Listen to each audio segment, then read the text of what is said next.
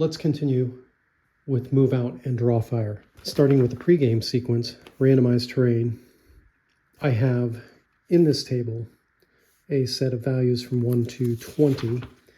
The terrain that I did select for this scenario is in this order: rice paddy, river, marsh, mud, hut, clear, and 2 times woods.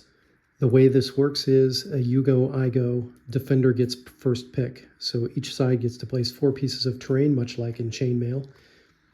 Defending side goes first. The defending side in this case is going to be the Viet Cong, and they get to place a rice paddy. Today we're continuing to talk about move out and draw fire. Defender's choice to place the rice paddy. Looks like a pond here. Yeah, I think I'll just keep it flat. That ought to do. Next up, attacker's choice, a river. A river travels from one baseline to another baseline. So 1 from that side, 2, 3, 4. 4. So it goes straight across. So that's going to make it a nice linear obstacle for us. And it's more of a stream than anything else. Maybe it's an irrigation ditch / stream with a sluice into that particular paddy. Marsh, this is the defender's pick. And I guess if I'm defending, I would try to limit the path of the attacker. So we're going to put the marsh, put some marshy ground here. And again, we're not limiting them to where they can place this stuff on the board at this point. Next up is mud. If I'm the attacker and I'm already looking at this, I don't want the mud anywhere near that center line. If I want the mud at all, I'm going to place it in a corner where it's not going to affect anything. Hut. Defender potentially gets either militia or civilians, depending on where this thing goes. So where should I put my hut? This is, by the way, reinforcement for a large cardboard box. This was like out of a Christmas tree box or something. I just cut it down with a saw. Not very skillfully this morning, but it'll represent the hut. Do I want to be constrained back there? No, it looks like this is, I want the hut down here. As a matter of fact, I want the hut to be hard to get to. Attacker clear, so he gets to place nothing. Too bad for the attacker. Now woods. Defender gets to place the first woods. Nobody's gonna, the attacker, if he gets that baseline where the mud is, the attacker is not going to deploy troops in that area already. So I want the mud to be on the other side. Or not the mud, but trees in this case, sorry. I want the trees to be in the other place here. Mr. Bezos once again on his wonderful emporium of goods from around the world. There are plenty of trees. Some of these look like jungle. Some of them not so much. But these trees were fairly cheap. I'll put the price in the comments and a link to the package that I used. There are plenty of material here for trees. Just going to take 2 of these. I'll get one out. And they come with these bases. So I had thought maybe I would need to put a coin or a fender washer or something down here to weight them down. But they seem to stand pretty well, whether they're on felt or not. Just going to put a couple trees in here to represent where the trees are. And again, we can move them around just like Peter Pig War Games. You can move the trees around. The trees don't have to fill in that space. We're not using them for individual cover. Terrain pieces dictate whether there is hard cover, soft cover, or mere concealment, or nothing. And terrain pieces also dictate whether the terrain is considered open or rugged. So it's the perimeter of the terrain piece that really matters rather than what the contents inside the terrain piece. If I'm an attacker and I don't know which baseline I'm on, where would I put the woods? I think I would put the woods, again, in a corner where it's not going to matter so much. And if we're limiting corners, I think I'd do the exact opposite of what my opponent did. So I'm going to put trees down here in that corner. Looking at the complete battlefield, it seems like the choice of baseline now is super important. We've obviously intended that the battle goes one way, but who knows how it's going to turn out. So the rules say players take turns placing one piece of terrain at a time. This is the same as chainmail. Defending side gets to place pieces of the terrain first. After the terrain is placed, players dice to see who picked the baseline first. All right, so I think in this case I should give the defender a bonus here. Black is the VC, red is the free forces. We got a 1 and a 9. The VC got the 9. Get to pick the baseline. If I'm the VC, I want that HUD on my side because I get militia. Or should I make it a spoiler and put it in their backside? Yeah, let's do that to shake things up. The HUT is going to be the attacker side. And once the baseline is selected, the opposing player has to be on the opposite baseline, so there can't be any side-to-side kind of motion here. So HUTs, it says right here in the terrain section, if a building is a HUT, roll 1d6. This is the number of additional HUTs to place concentrically around the first HUT or building.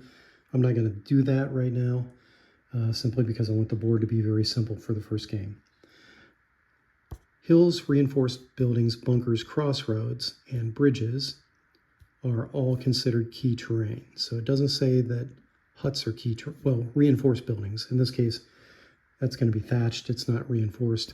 So, and there's no bunker inside. So just a plain old hut. So it's not considered key terrain. There is nothing on this map that qualifies for key terrain according to this definition. So if you want a bunker or a trench or any other kind of thing like that that's defensive in nature, there is a turn point cost. If you go to the next page, there's a line right at the bottom of this section that says that bunkers, reinforced buildings, and trenches that were rolled or selected as terrain have no point cost. So that's a freebie on the map to have that hut.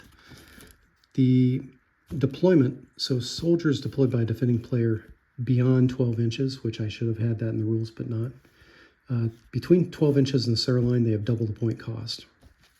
So if the defender wanted to spend his points on pushing a squad forward, he could do that as part of selecting his army during the building phase. In this case, I'm going to keep the deployment limited to within 12 inches of the baseline so that we don't have to cry foul later if the defender happens to win.